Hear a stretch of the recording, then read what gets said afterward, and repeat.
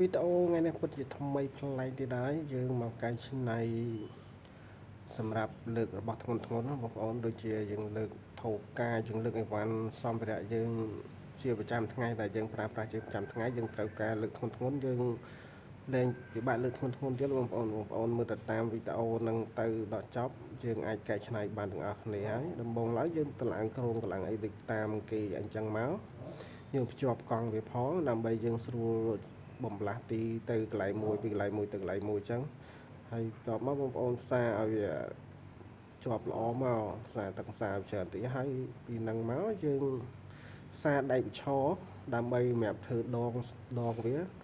ហើយផ្សារជាប់មកដើម្បីវារឹងមាំយើងផ្សារតុលផ្សារអីវាអញ្ចឹងដូចគេមកយកដៃវីផ្សារតាមបែបហ្នឹងមក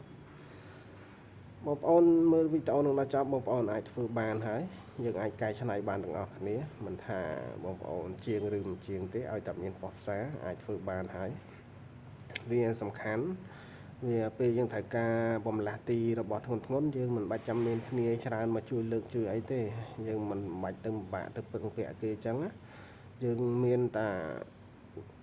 របស់នឹងមួយយើងអាចលើកបំលាស់ទីវត្ថុផ្សេងដែលវាមានទម្ងន់ដែលយើងមិនអាចលើករួចអញ្ចឹងយើងអាចបំលាស់ទីបានដោយម្នាក់ឯងបានដោយងាយស្រួលហើយវាមិនទៅចំណាយលុយទៅទិញរបស់គេនៅផ្សារយើងអាចកែច្នៃពីទឹកដៃយើងពិតចឹងហ្មងទៅវាអាចថាវាមានមោទនភាពដែរយើងអាចកែច្នៃរបស់របរប្រើប្រាស់ជាប្រចាំថ្ងៃនៅផ្ទះបានណាបងប្អូនមានតែដៃកណិតកណាត់ដៃយើងធ្វើផ្ទះធ្វើអីវាសល់ចុងសល់អីចឹងយើងអាចធ្វើបានហើយជំហានបន្ទាប់បងប្អូនមើលតាមហ្នឹងទៅ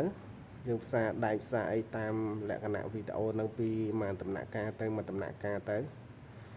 កំណត់តូចតាចប៉ុន្តែមានប្រយោជន៍ច្រើនបើសិនជាបងប្អូនមើលវីដេអូហ្នឹងហើយមើលមិនទាន់ចាំទេបងប្អូនអាច save ឬរសារវីដេអូហ្នឹងទុកមើលថ្ងៃក្រោយពេលត្រូវការធ្វើយើងយកវីដេអូហ្នឹងមកមើលសារទៀតមកយើងអាចមើលហើយយើងអាចធ្វើបដាអញ្ចឹងបានអញ្ចឹងណាបងប្អូនតោះមកយើងផ្សារដងផ្សារថែផ្សារស្ទោលផ្សារវាទៅតាមគេអញ្ចឹងមកហើយផ្សារកង់ផ្សារអីដែលស្អាតដូចគេអញ្ចឹងមកយើងរឹតដាក់រឹងមកអញ្ចឹងមកយើងផ្សារភ្ជាប់ជាមួយនឹងដូចឡានណា